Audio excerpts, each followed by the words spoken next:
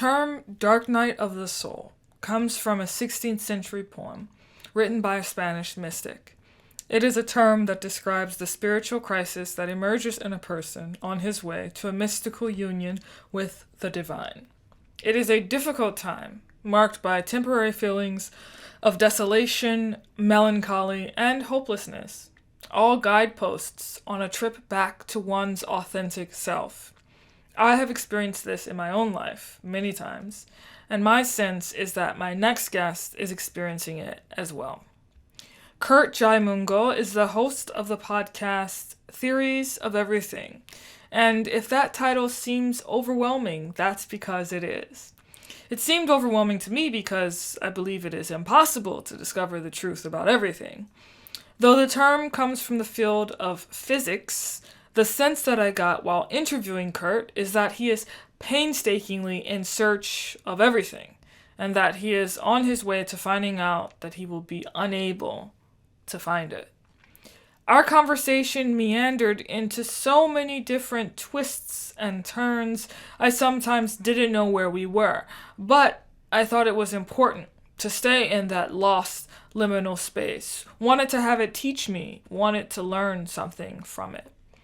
One of the themes Curt and I touched upon is a central question we face in modernity. Are we over-intellectualized? Have we become hyper-cerebral Cartesian robots? Have we become afraid to drop into the body, into feelings, emotions, those parts of ourselves that make us human, that we have devalued for so long?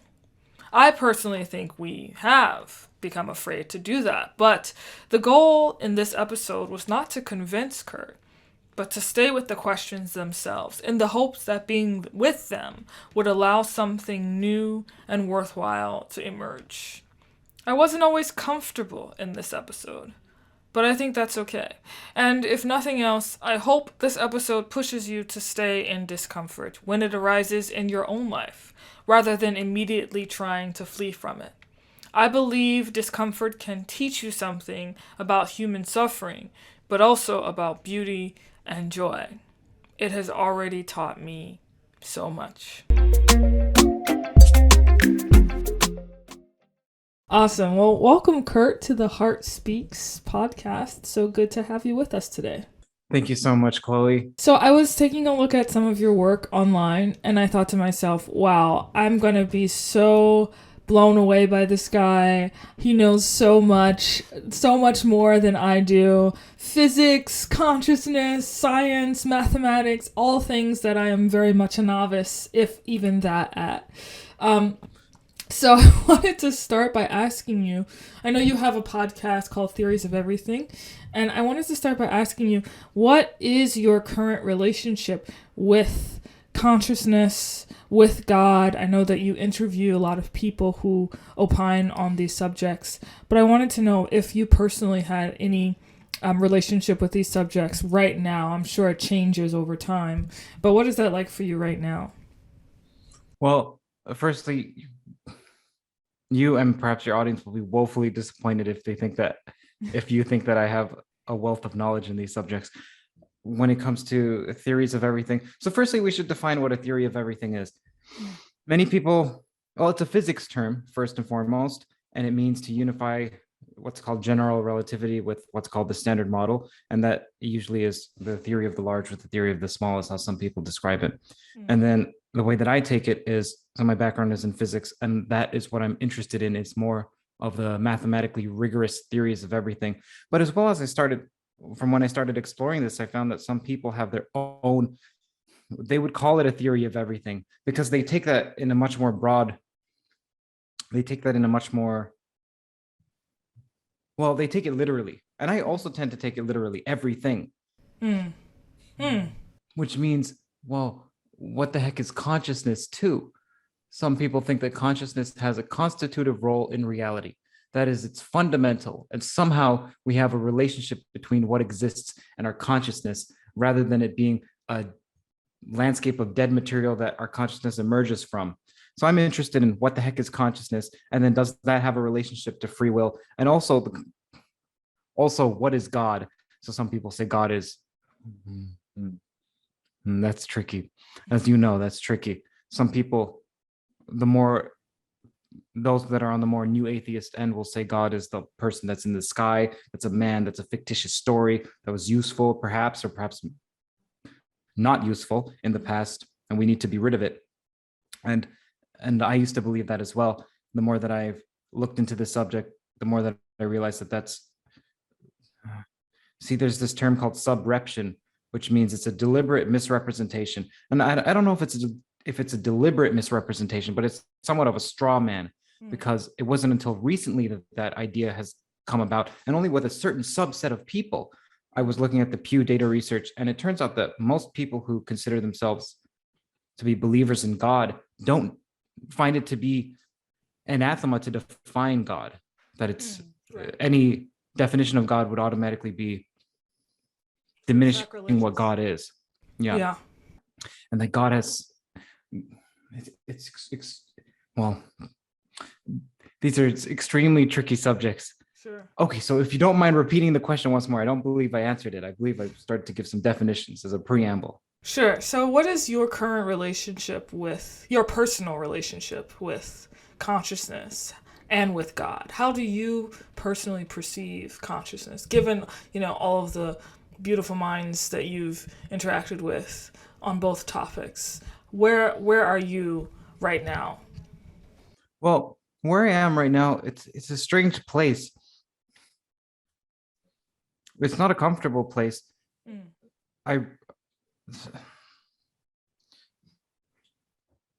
When I interview people on the subject of theories of everything and consciousness, so let's talk about theories of everything. So the mathematically rigorous theories of everything, the physics theories of everything. For example, geometric unity may be familiar to some of your viewers or listeners. I go into the papers and I make sure that I research it as if I'm being tested in a course. And when it comes to the theories on the consciousness end, some of the people who feel like they have their own theory as to what consciousness is say that you need to experience it. And I also tend to believe that consciousness is a first-person activity, and it's a subjective first-person activity rather than a dispassionate, objective third-person activity. And that latter approach is more of the neural correlates. So you hear people say that, well, consciousness comes about when there's a certain neural circuit, that a cortical loop, and the more active that loop is, the more conscious we feel. Well, that's a correlate. Okay. So I try to, in the podcast, in the Theories of Everything podcast, I try to make sure that I bring the same level of research, perhaps it's experiential research instead of analytic research, to the more consciousness end. And then that tumbles me because there's so many varying theories. There's a quote by Rene Descartes that says something akin to, it's what happens when you repeatedly subvert the ground that you stand on by doubting interminably. And I'm in that place. So it's like, he would say that it's as if I've fallen unexpectedly into a whirlpool where I cannot stand on the bottom nor swim to the top. And then he has a great phrase, which is, nevertheless, I'll still endeavor the same effort that I did yesterday, today. Now, I'm not sure about that last part, but I like that. And I used to believe that last part. Well, it's interesting. Either way, it's a strange place to be in. Yeah, it's interesting that you bring up Descartes and this sort of liminal space that he described himself as being in. It strikes me that, historically speaking, in the West, this has always been a kind of existential crisis to be in a sort of liminal, almost limbo-esque state, whereas in the East it's not. And so I'm wondering how that lands for you when you think about it. Because I've been studying Taoism. I've been on a Taoist trip lately. And it's actually enhanced my understanding of the Abrahamic faiths, or at least Christianity and Judaism. And it's enriched it in a deeper way. So I'm curious how that impacts you, if at all. Yeah, Taoism provides me with some comfort. And I'm not an expert in this, but Confucius has some great sayings. However, Confucius was more if one wants to think of it, you can think of Confucius is more the radical left in terms Okay. of, yeah, like this is an extreme generalization, but you can interpret it because he would say that in order to work on oneself, one needs to have an optimal society. And so it's a political Mm-hmm. theory in some sense, or it's a political philosophy in some sense. Mm-hmm. Whereas Lao Tzu and Confucius and Lao Tzu lived around the same time. Mm-hmm. Confucius came to Lao Tzu and said, this may be apocryphal because we're not sure if this actually happened. But Confucius said that meeting Lao Tzu is like meeting a dragon, and the dragon is as high as one can get in the pantheon of Chinese animals. Mm-hmm. Lao Tzu was more about you cannot get rid of the bad without creating the bad. Right. And that it's all about balance, and that if there's a force on you, it's almost like Newtonian, you push back and then there's an equal and opposite force, so perhaps it's best to flow with it. Mm-hmm. So it provides me with a modicum of comfort. Mm. However, you mentioned, okay, look, in the East, this existential crisis is not seen as a crisis. Right. Well, I have a crisis. I'm tortured by what I study, and I don't hide that. I I try to minimize it, but perhaps that Lao Tzu would say perhaps you shouldn't minimize it. What I've come to recently I've come to this conclusion that there isn't much of an emphasis in these religious New Age circles about what practices work and which ones don't. So they'll almost uncritically adopt an Eastern practice in a Western world. And it may not be that that's productive. It may be like forcing your PC to install Mac software, and all of a sudden you get errors everywhere. It may be that we're in our bones so Western that an Eastern solution produces the crisis, and the Eastern people would say, why is it producing a crisis? Well, you don't know what the software is like that we run on. And I don't like to think of the brain as running on software. I know that Joscha Bach, some people may be familiar with Joscha Bach. Joscha Bach likes to think like that. This is just an analogy. So here's another analogy. It may be that we're on the globe and that what we need to get to is, maybe what we need to get to is the North Pole. And depending on where you are on the globe, it's better to go north or it's better to go south. So there's a path dependence. And I don't hear much about this in the New Age circles. They would just uncritically adopt different strategies, like you should mindfully meditate. Well, see, I've forced myself to mindfully meditate for years and years. What was I don't find that it works. What was that? So I have several questions that are bubbling up right now. First of all, it seems to me that you're in search of something, but I'm not quite sure what it is. So if you could define, if possible, what you're in search of, I think that would help me understand some of the analogies the North Pole analogy makes sense to me, but I still don't precisely understand what it is you're searching for. So what would be at the North Pole once we got there, regardless of where we started? Some people may say inner peace, and I wouldn't say that, although I would certainly welcome that because I can certainly use it. I am searching first and foremost for an understanding of the landscape of theories of everything in the physical sense, in the physics sense, the mathematical sense, and then secondarily the consciousness sense. So that's the more Eastern sense, the more experiential sense. So first and foremost analytical, then secondly experiential, almost to aid the analytical. The more that I study this, the more that I see that these may be integrally tied, and perhaps one is the one that perhaps the experiential one is the one that I should be pursuing as the top one. I was going to say, it sounded like the order that you presented that in was the incorrect order, at least from my perspective. Yeah, that's what most people who are more Easternly inclined would say. And I see, so that's why I'm tumbled, because I don't know what I'm searching for other than I'm trying to understand. There's this term that I like to use called a Weltanschauung. So Weltanschauung is it's my mispronunciation of a German word, which the German word literally means Welt, so world, and Schauung means point of view, so your worldview. But the way that I use it is an all-encompassing worldview, such that any new piece of knowledge can be interpolated in your model, and then your model contains its own updating mechanism. I know this all sounds abstract, but I'll give some examples.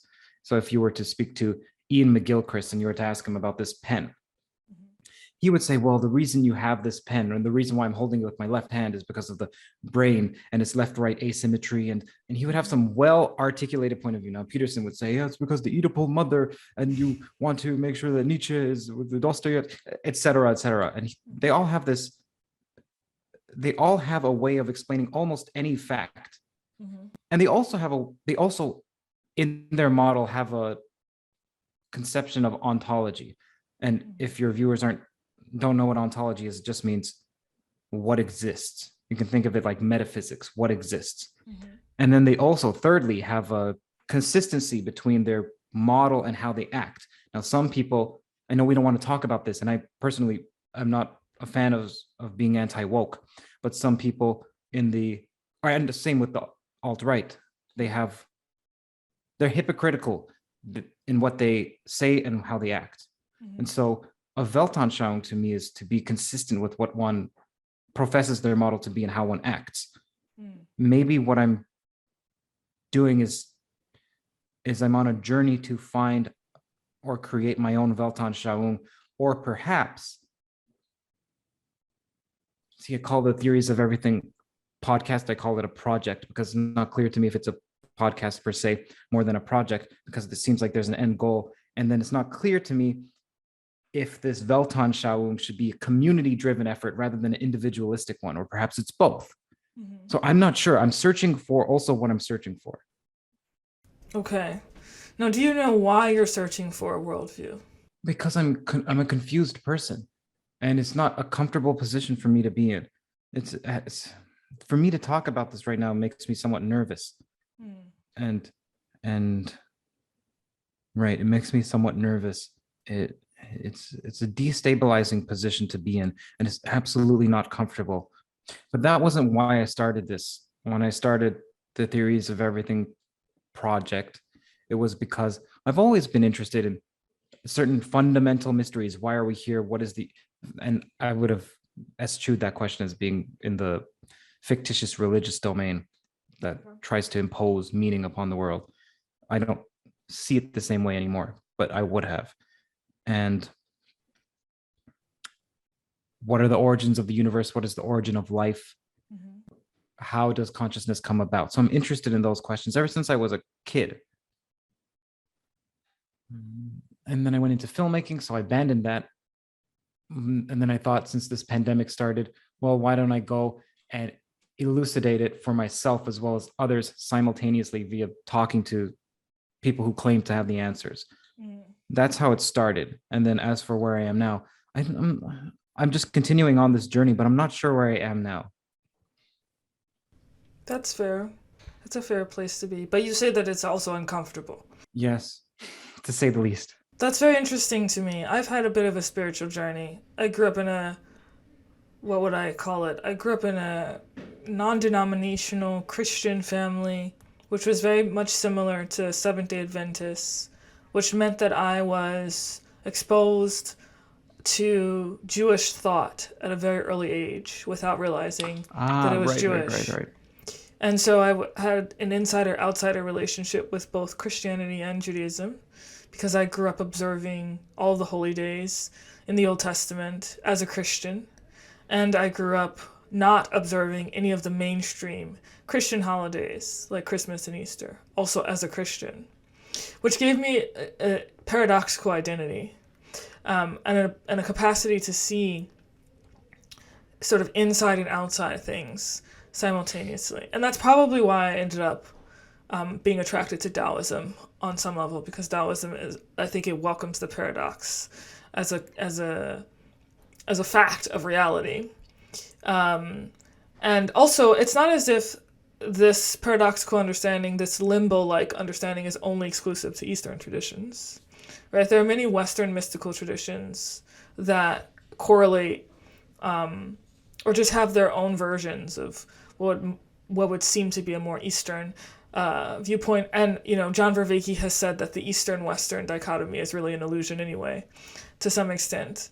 And so I'm very curious I've struggled in the past with identity crises from a spiritual perspective. And I know how discomforting that can be and that can feel. It feels like you're grasping for something, but you don't actually know what you're grasping for.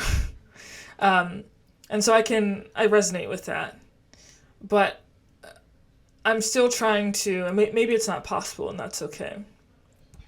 Part of me has this impulse to try to fix everything and heal everything and ameliorate everything. And so I'm feeling this impulse within me now to tell you, to be like, well, what about this idea? Or what about that idea? Or have you tried this? Or have you tried that? So why don't you tell me, like what? Give me an example. But part of me wants to avoid that because I don't know if that's if that's the quote-unquote right thing to do.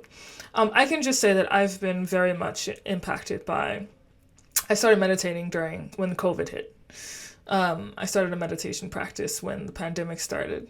And at first I was just sort of moving along, doing my own thing, and it wasn't really impacting me deeply. And then I discovered John Vervaeke's work with his whole awakening from the meaning crisis. And then I discovered he has a meditation practice on YouTube that anyone can follow. And so then I started doing that, and it's really beautiful because it combines both quote-unquote Western and Eastern traditions. And then some of the books that I started reading, which were about different mystical traditions. One book is about mystical Judaism or Hasidism or Kabbalah, and another book that I just finished reading by Ken Wilber is called Spectrum of Consciousness, which is highly, highly Eastern. And so long story short, I began to see that there's this synthesis. It seems to me there's a synthesis between many Eastern and Western mystical traditions. And that is something I found comforting, and almost poetic and almost elegant. And that's something that's really been really enriching for my life personally. Can you give me an example of what would ordinarily be thought of as a pure Western phenomenon or practice or viewpoint that you found that it's actually Eastern or has Eastern influences or is compatible? So there's a particularly, some would say, Jungian interpretation of Christianity, which I'm going to be really reductive about. So please bear with me as I try to paraphrase it. But the Jungian interpretation of Christianity essentially boils down to this idea that the prominent figure in Christianity, Jesus Christ, represents someone who is able to individuate, who is able to achieve psychological wholeness, who is able to achieve inner peace, if you will. And there's a book called The Tao of Christ, which actually explains that using Eastern Taoist mystical metaphors, if you will. And so there is a kind of synthesis, or there can be a kind of synthesis between this Jungian depth psychology, individuation, perception of the world, and the Taoist sort of no-thingness perception of reality. There can be a lot of overlaps and convergences depending upon, the authors that one may read or the podcasts that one may come across. You mentioned Ken Wilber. Is he the integral theory or integer theory? That's my understanding. Spiral dynamics? I've only read one. I don't recall his... Yeah, I've only read the one book by him, but yes, he is. That's what he's known for. And what is that? Because I would like to speak to him.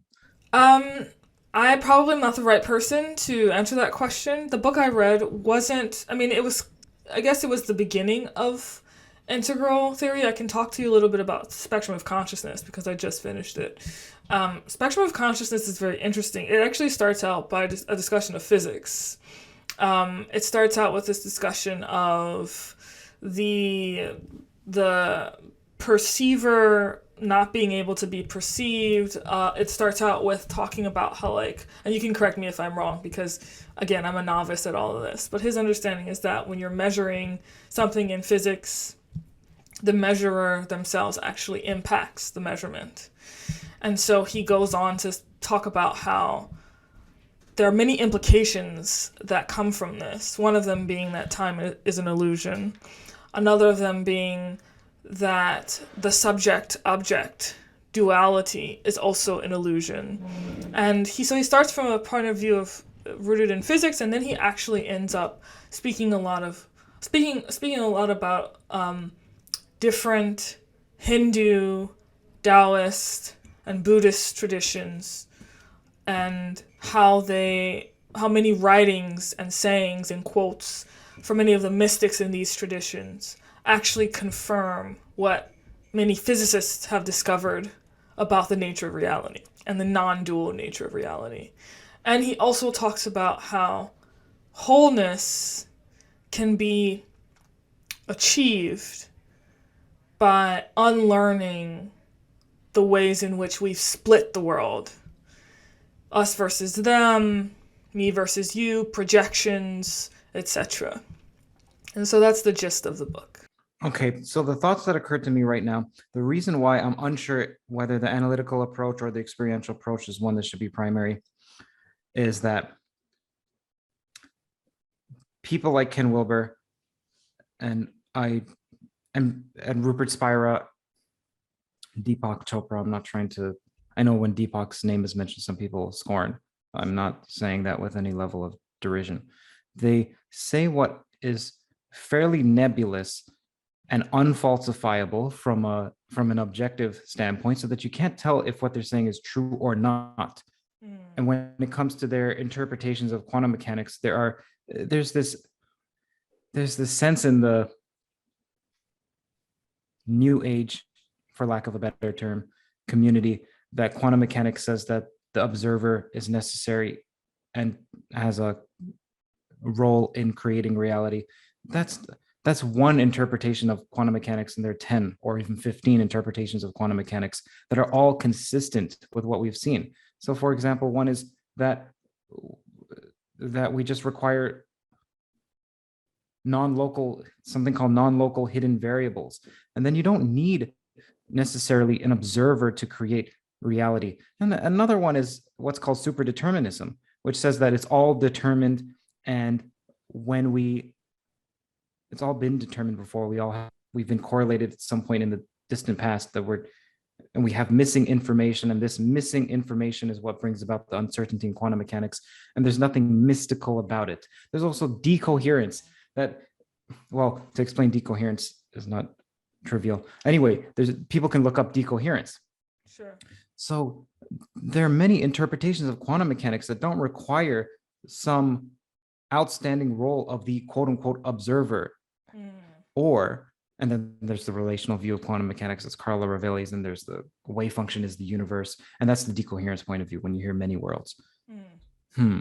So when I hear that, I feel like it's as if the new age type people have this view that they've already settled on, and then they see that physics has come to similar conclusions. They're like, oh, see this all along. This is what we've been saying all along. Okay, what if in 20 years, because remember, quantum mechanics was just found out, quote unquote, about 100 years ago or so.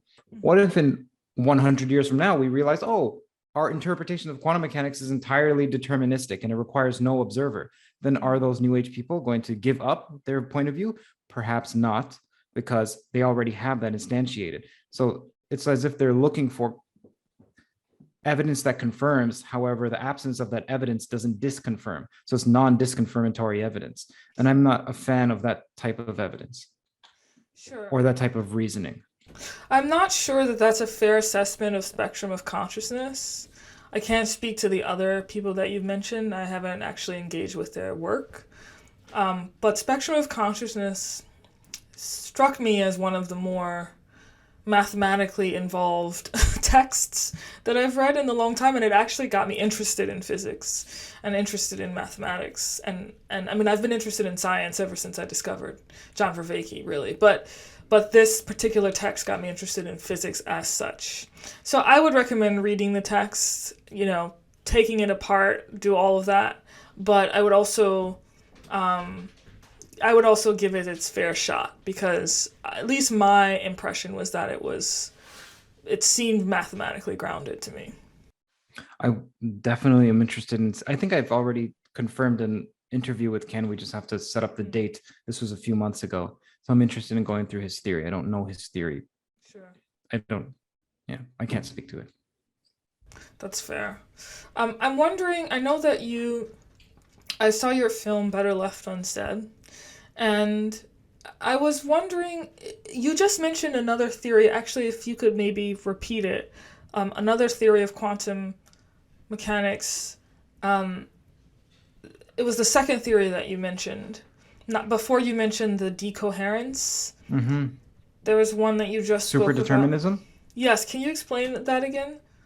Superdeterminism says, okay, so one way of thinking about it is that if you look at the cosmic microwave background radiation, you see that that is, if you look far off into the distance, and when you look far enough, that's as if you're looking back in time. Mm-hmm. So if you look far enough back in time, you see that the universe is fairly uniform in every direction. However, these antipodal points, so if I go there and I go there, they're so far separated that they shouldn't be so correlated with one another. They shouldn't be so uniform, because in terms of in terms of causation, so you can only be within, I'm trying to figure out how to explain this. There's something called a light cone, and so I'm sure you've seen this Einsteinian light cone. Okay, and then if you're within the light cone, then you can influence one. Okay, let me think about how to explain this. It doesn't matter. The point is that they're not within the causal light cone of one another, so they shouldn't have been able to influence one another. Okay, so superdeterminism says, well, perhaps far back enough in time they were within some, and inflation also says this, so it's not as if superdeterminism says this alone. But either way, the point is that there are correlations. All there is correlations. Not all there is correlations, but everything is correlated. Okay. Now, there's something you said earlier about, I think when you were describing this theory, about what quantum physics doesn't require an observer, maybe, because what is unknown will one day be known, or something like that. It doesn't require an observer necessarily for the quote unquote collapse of the wave function. So the mystery in quantum mechanics is, why is it that when we don't observe it, we have a wave function that looks like a superposition of different states, and a superposition, don't worry about what that means. Okay.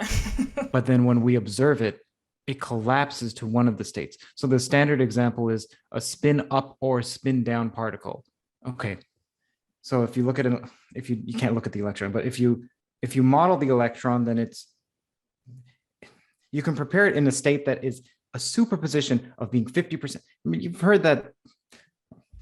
I'm sorry. I'm trying to.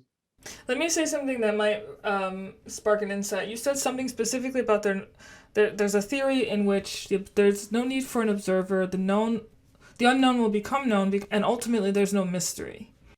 I don't know about the unknown will become known. I don't know if I said that, but if I did, then I misspoke. I don't know. I could have misheard also. Even okay, that's fine. That's fine. I wouldn't even place any of those interpretations as known versus unknown. There just is. Well, you said something specifically about mystery, though. Do you remember that? No, I don't remember using the word mystery. I'm sorry. So maybe I used a synonym of mystery, and I'm trying to remember exactly what I said, but oh,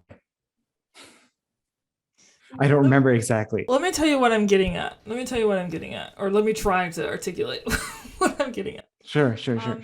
I have a theory. I have many theories, but one of my theory is that, and what I want to do is I want to try to bridge the gap between some of the things that we're talking about: search for meaning, search for consciousness, what is God, etc. But especially search for meaning. I want to try to bridge the gap between that and Better Left Unsaid, which I think you sort of try to do at the end of the theory. Right. Yeah. But my theory is that the quote unquote woke, which I'm increasingly not fond of that term, but the quote unquote woke, they're actually revolting against a world created by Descartes. and they are ultimately they may not be explicitly aware of this, but I think that the fervor and the sort of explicit statements, especially that we saw in 2020, around Black Lives Matter, where you had people promoting or producing posters where they would say, like, don't perpetuate whiteness. Well, what is whiteness? Whiteness is us versus them thinking. Whiteness is linear, objective, rational ways of thinking. Whiteness is showing up on time, blah, blah, blah, blah, blah. Whiteness is us versus them? Yes, this was on. They would say whiteness is okay. It's Interesting. ironic. It doesn't make sense. But what I think what I think is actually underneath all of that is because one African American woman, who is a professor, I believe, was talking about how, like, she was saying Black people don't do analytical work, which isn't accurate, and a lot of conservatives got angry at her for this. But she also said Black culture is such that we're tied to our families, we're tied to sort of a context. And what I was hearing in between the lines was something that Ian McGilchrist has actually spoken about, which is this failure of the emissary, failure of the left brain, right? When not being, we're not honoring the right brain. This analytical sort of impulse to measure and to control and to predict for the purposes of controlling and predicting, and how that has created an incredible wasteland in the West. And what I was hearing in between the lines of many things that were being said in 2020 in the sort of woke Black versus white debate was a revolt against Cartesian frameworks. And it was a revolt that was manifesting in ways that were very unhealthy, and very problematic, and very much in a way that would perpetuate problems of us versus them thinking. But I have a creeping suspicion that that's actually what's underpinning a lot of this, and I'm curious what you think of that. Yeah, this connection between the philosophy and what's happening with the extreme left and the extreme right is something I used to be so interested in. I'm not, the reason why I'm not anymore is because I feel like it may be a distraction of mine, and it may be, it, it it's also extremely complicated, way too complicated for me to analyze. Anything that's political is extremely more complicated than mathematics, at least for me, because math is extremely simple in terms of you just start with axioms and Sure. it's extremely clear. It's disambiguated. As for the left and as for the extreme left and then the brain, this asymmetry in the brain, I'm curious, Chloe, because this is something I've thought about, and I believe it's something that I don't think Ian answered precisely. Is it, would you map, I'm curious about what your thoughts are. Would you map the extreme left and perhaps the extreme right, because I see them as somewhat similar? Would you map them onto the left side of the brain or the right side of the brain? Or you feel like that's unproductive and false? That's probably true. That's probably too reductive to map them on one side of the brain or another side of the brain. I think that when one is, as Ian McGilchrist points out, when an entire civilization is motivated exclusively by the left brain, which is sort of this analytical need to control and predict and have certainty and not be in right relationship with the unknown, then you will lack the relational piece. You will lack the capacity to be in relationship, both with yourself, which contains a mystery, and with the rest of the world, which at the heart of which is also a mystery. And this will lead to alienation and despair. And because you don't have the proper tools to deal with alienation and despair, which I would argue the proper tool is the relational, right? Then you will continue to split the world into us versus them, me versus you, Black versus white, whiteness versus Blackness, etc. And so that's what I think has been going on in these culture wars. Yeah, Have you mentioned Ian McGilchrist before on your podcast? I'm not sure. It's possible. I've definitely talked about him on Twitter, but I don't know if I've mentioned him Okay, on my podcast. the reason is that his book, The Master and His Emissary, there's only two books that I recommend for virtually everyone who watches the Theories of Everything podcast, and Mhm. it's The Master and His Emissary was Mhm. one of them. The other one's Order of Time, but and by the way, that's about a relational view of quantum mechanics, which says that I just ordered that book, says, actually. oh yeah, Yeah, because of where did because you I hear it heard from? you mention it on Oh, your great, great. podcast. Yeah. Oh, that's great. I'm glad to contribute to Carlo Rovelli's the author to people knowing more about his ideas. So Carlo would say, if you look at this pen, well, he likes to use speed. See, speed is a relative term. If this pen doesn't actually have a speed, the speed depends on if you're moving toward it or if this is Galilean relativity. It's just standard. If you don't know if a car is moving or if you are moving toward the car, more more fundamentally, there are other attributes that we think are inveterate qualities of this pen, like let's say mass, let's say orientation and so on. So orientation, almost clearly, there is no objective orientation because it depends on where I am. So I can say that it's oriented straight up or straight down, depending on if I'm upside down, if I'm doing a handstand. But then mass, we would say, well, mass is an object. Well, then there's also relative mass and so on. And Carlo Rovelli would say that all the properties of the pen are in the relation, just like it's unclear what its velocity is. That's a relational property. That all the properties of the pen are relational. In fact, all of everything is relational. Yeah. But then that leaves an interesting conundrum, because if what you're saying is mathematically, there's something called a graph, and then you have edges, and then you have what connects those two nodes. Sorry, you have vertices, and you have what connects those two. So he's saying, well, the edges are primary, the relations are primary. However, you can invert that. There's a dual notion, and you can say that the edges are primary. And that's what I was asking Carlo. Why is it that you say that? Because if you're saying the relations are primary, you can actually flip that. Mathematically, they're equivalent of saying that the vertices are primary. He said, yes, you can do that. And then what's interesting is if Carlo Rovelli is to be believed, then it would have to be quote unquote relations all the way down, that there is no bottom. It's just relations, relations, relations, relations, relations. And then it's strange. If he's a physicist, how do you bootstrap your way up? Because you start with axioms, you start with something. How do you, he doesn't have a well-defined theory with that, at least as far as I can tell. But he is of the opinion that it is relationships all the way down, relations all the way down. A friend of mine actually mentioned in passing the other day that the smallest unit is relationship, which was interesting because that was before I heard of this guy on your podcast. So, see, there's another view. So Carla would say that time is illusory because of this. There's a way that you can connect this and make an argument that time is illusory. However, Carlo's greatest collaborator, Lee Smolin, who's a physicist, one of the greatest living physicists of quantum gravity, Lee Smolin says, no, time is actually what is most fundamental, and the rest is illusory.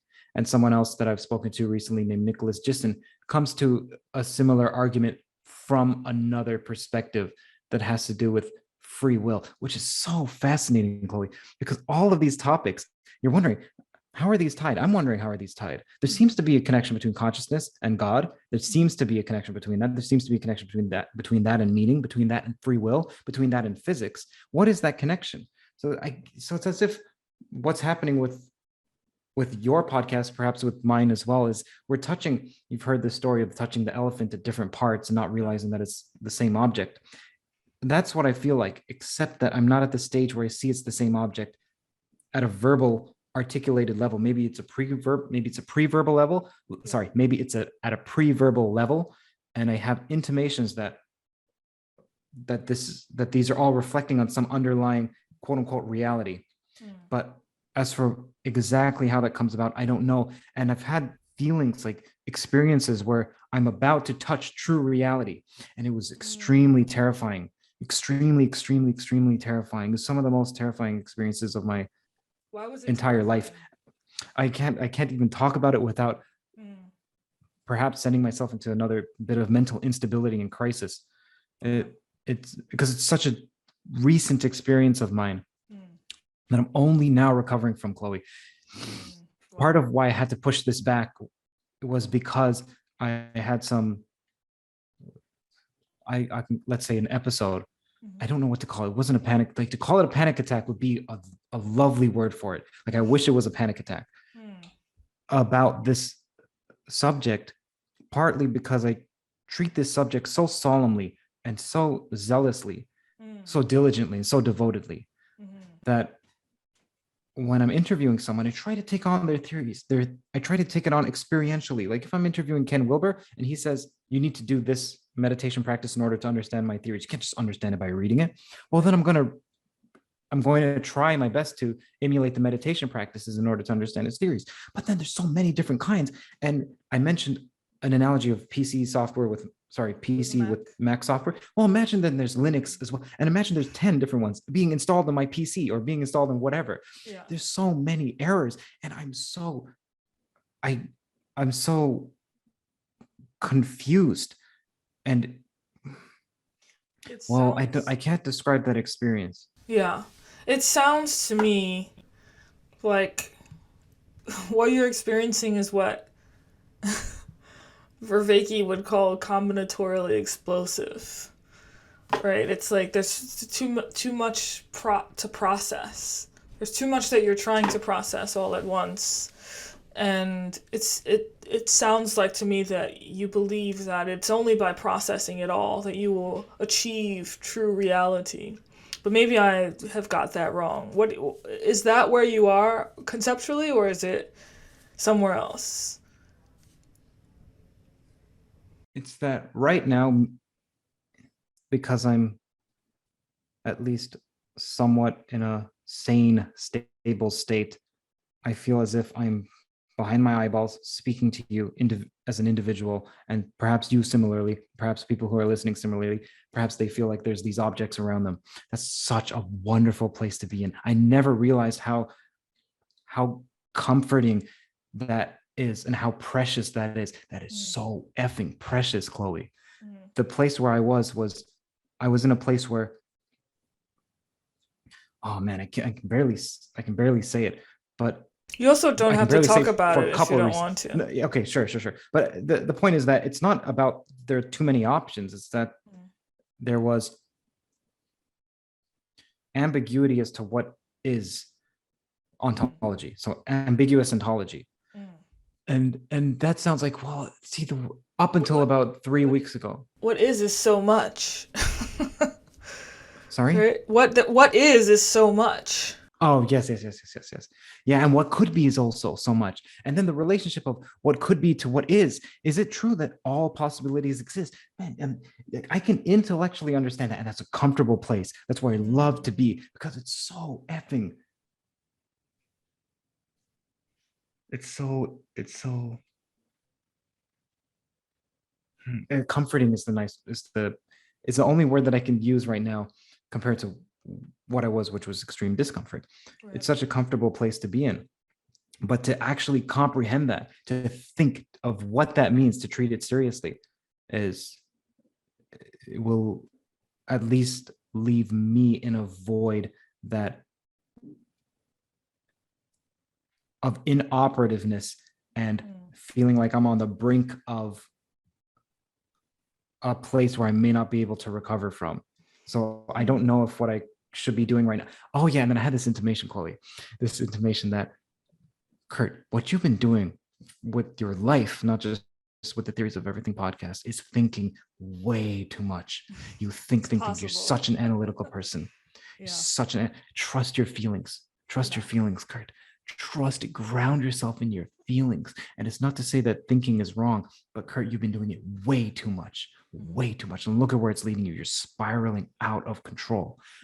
And so I had to keep telling myself, so hard, Chloe. It was so hard. It was metaphorically and almost literally like I was being pushed in this afloat somewhere, and luckily there was someone calling me in this interesting, Don't follow that. Trust. Come here. There is actual danger. There is danger. Come here. Come. You have to fight it. You have to. I know the saying. Look, this is like to a Taoist. This is like anathema to a Taoist. You have to fight it. For me, at that stage, this is why I'm saying that perhaps certain lessons are for certain people at different times. Sure. And that's. I think that's right. It sounds like you might That's be one of the going. dangers of spiral. Sorry, I'm so. I don't mean to That's interrupt. okay. I was just gonna say it sounds like you might be going through this what has been termed the dark night of the soul Yeah. experience. Well, the fact that that even has a name, I'm glad, because it brings me some amount of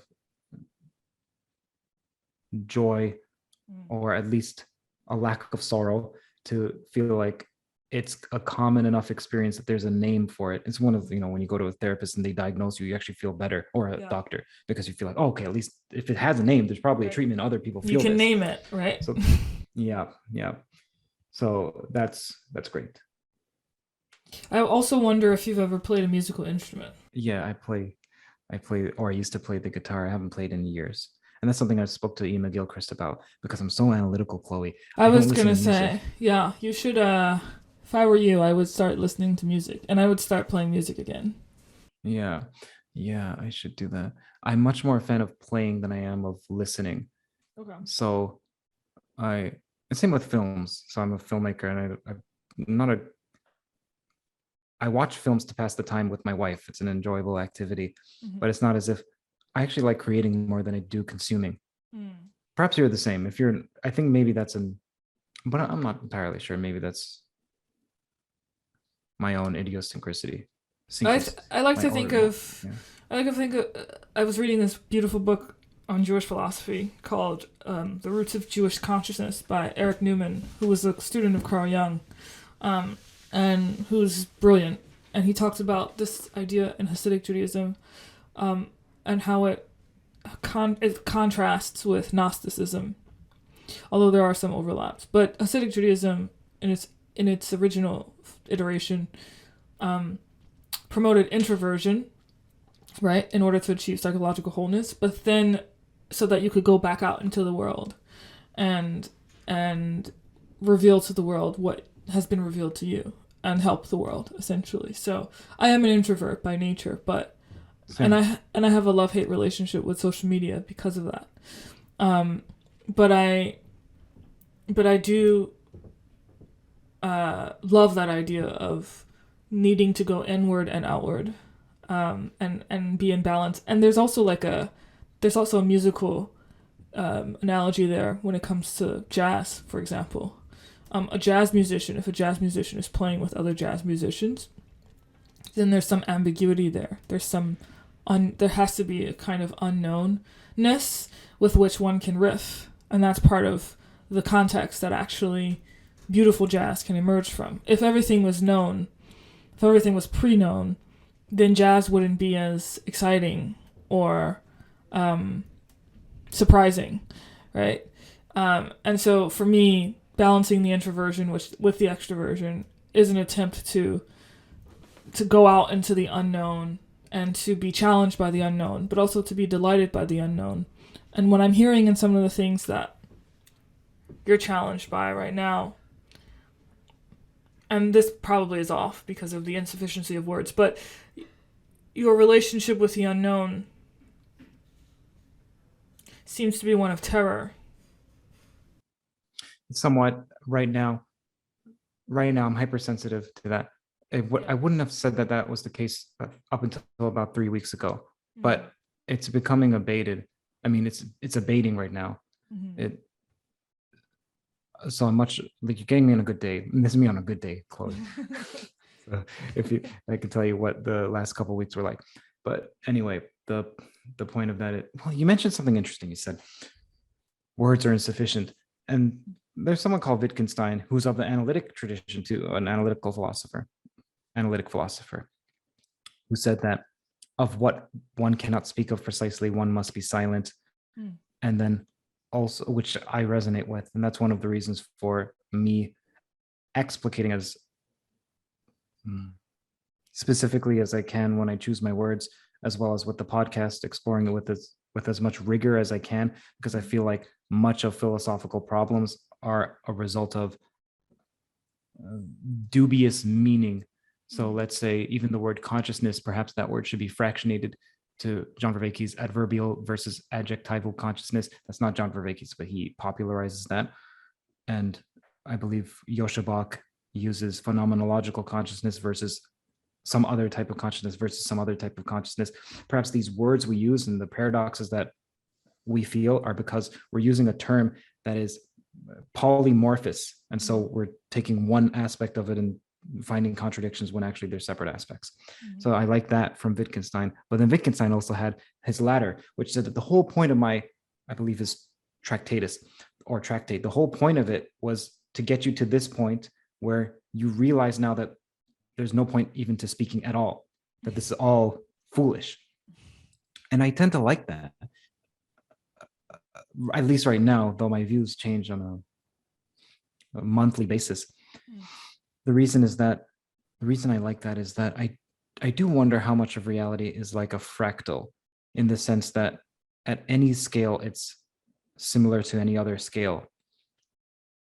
And so the investigation of any phenomenon to its extreme leads you to the same answer of if you were to investigate it through some other means.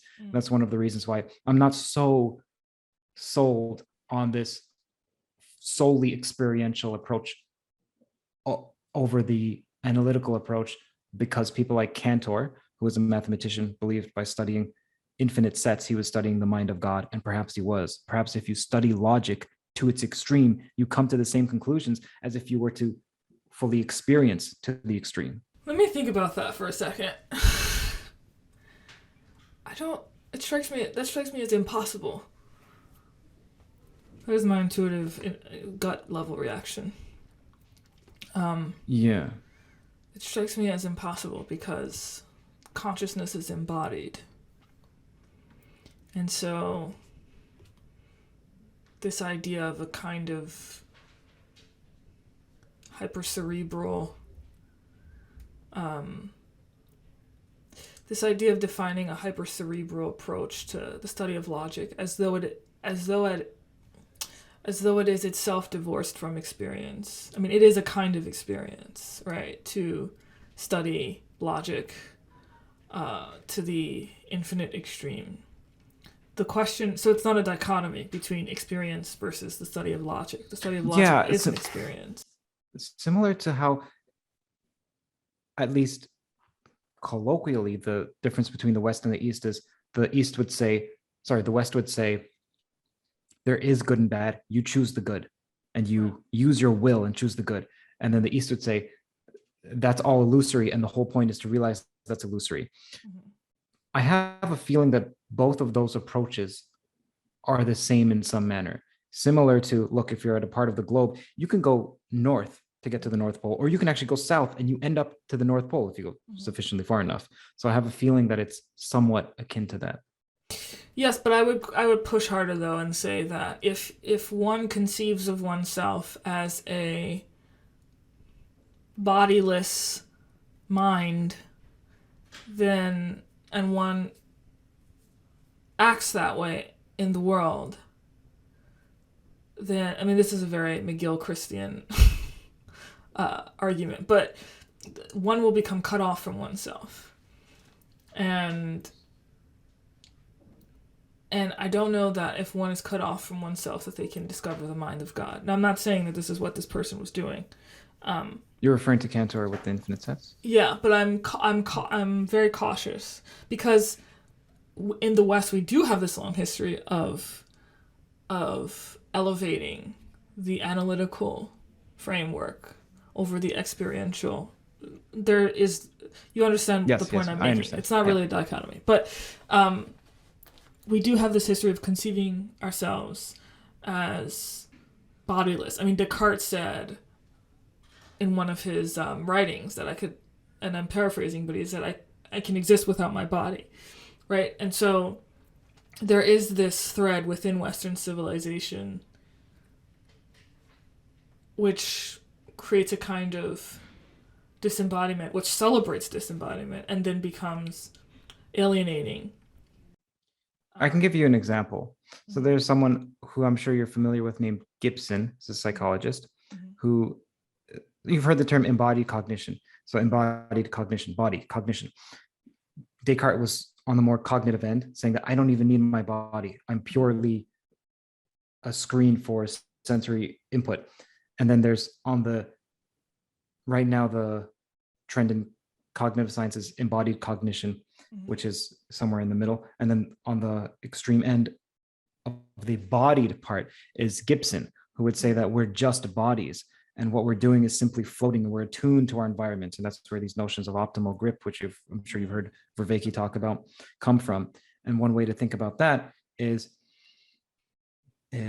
much like there are some Victorian devices that have no cognition. They're just robots in a sense, but they're executed, they're put together in such a manner that if you roll them down a hill, they look like they're walking. They're like dolls, but they look so beautiful as if they're walking. And it's because they're engineered so perfectly with their environment. So they're pure bodies. Now, Gibson was more on the pure body end. Mhm. And he came to that conclusion from some scientific observations, so that you can think of that as analytical through analytical means he came to the conclusions that the body through analytical means he came to the conclusion that the body matters most and that all we are bodies. Now that's a bit of an oversimplification, but that's an example of how even though we're saying that even though you're saying we should start with the body, I'm saying no, you can also start with the mind and perhaps come to the same conclusion. And also perhaps, though this doesn't seem to be done, perhaps starting experientially would lead you to an analytical approach. Yes, but I would disagree with Gibson's conclusion. Right? I wouldn't say that you should start with the body over the mind, but rather to realize that there's a relationship between the body and the mind. And so to go into an analytical, a purely analytical exercise without taking into account one's own feelings, psychology, emotions, all the things that make us who we are as human beings, is is kind of a well, it's folly in a sense. Yeah. See, I'm as if you've ever followed Peterson, I'm sure you know he's a fan of saying the logos is akin to Christ, if not the same as Christ, and that the root of the word logic is logos. And so studying logic, one way to think about what the logos is where it developed from. There's this, and so I'm articulating this here for the first time, so forgive me if I stumble upon my words. There's this in ancient Greece, there's this diviner called Goes. I believe the Goes or Goes. And what they would do, this is maybe minus 1000, so 1000 BC, Mm-hmm. they would speak in tongues Mm-hmm. and somehow make prophecies from that. And so what they would do would be they would go into some other world, speak in tongues, and somehow extract information from that. And that is almost the root of what logos is, because it was the first time that you attach. Firstly, it means that you can communicate with this other truer world. Secondly, that you can extract information from it. Thirdly, that there's an order to it. And fourth, that it has something to do with speech and something to do with, well, something to do with speech. And then from that, you get the ideas of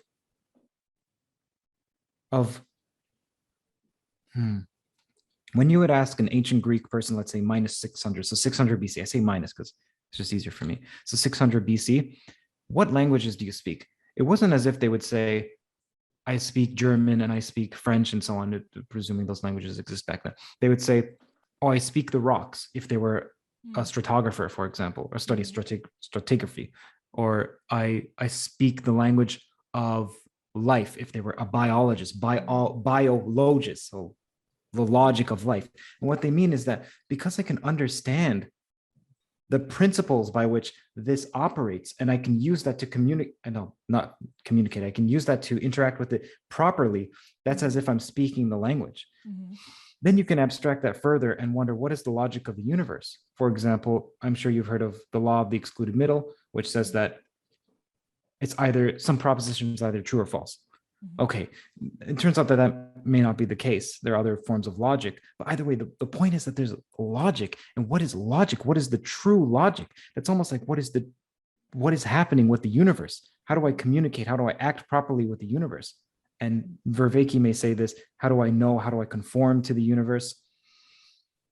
Well, all of this is my roundabout way of saying that it's not clear to me. And I'm not saying that I've decided upon an analytical approach over an experiential one at all. Mhm. I'm saying that it's not clear to me that predominantly we should have the experiential over the analytical or vice versa. It's not clear to me that one is right, one's more of an imperative than the other. It's not clear to me, though it may be that for where we are in society as a whole in the West, we've been overvaluing the scientific and the propositional, Mhm. and that we need to start to value other forms of knowledge, like the perspectival and Participatory and yeah, right, participatory and procedural. procedural. Yeah. Right. So it may be that, and but it may not be that that's just the case for everyone at every instant Sure. across humanity or across the world. Sure. So that's what I mean, is that it could be the case as a whole for our culture, but it may not be the case as a whole for other cultures or other beings, or it may not be a cosmic truth that we need to value the experiential over the propositional. That is Sure. Well, this reminds me of a book by Robert Bly called A Little Book on the Human Shadow, where he talked about how like some cultures may have overvalued the analytical, and so they need to focus on the experiential, whereas other cultures may have overvalued the experiential and they need to focus on the analytical. But all of this is in service of an attempt to bring balance to the world. And so that balance is not Vervaeke has said this, balance is not like a propositional thing that falls from the sky. Balance requires practice, it requires attunement, much like you would need in playing an instrument. And depending upon where you're situated and the culture that you belong to, what you will need in order to bring balance to your life will differ from person to person and from culture to culture. But that still speaks, in my mind, to an elegance of the cosmos. And I think that that's ultimately a beautiful thing. well, Chloe, I gotta get going. Okay, I This will let went you by so go. quick. Yeah, I did. Thank you so much for joining me today. It was a very fascinating conversation. Yeah, thank you. And I would like to know a bit more about your theory of enchantment. See, yeah, I'd like to know more about that at some point. Sure, we can definitely talk about it. I'm happy to also invite you back on another time if you'd like that. Thank you, Chloe. You're welcome. I would like that, yes. Awesome. All right, well, Curt, I'll let you go, but thank you for joining me today. Thank you so much, Chloe. Take care.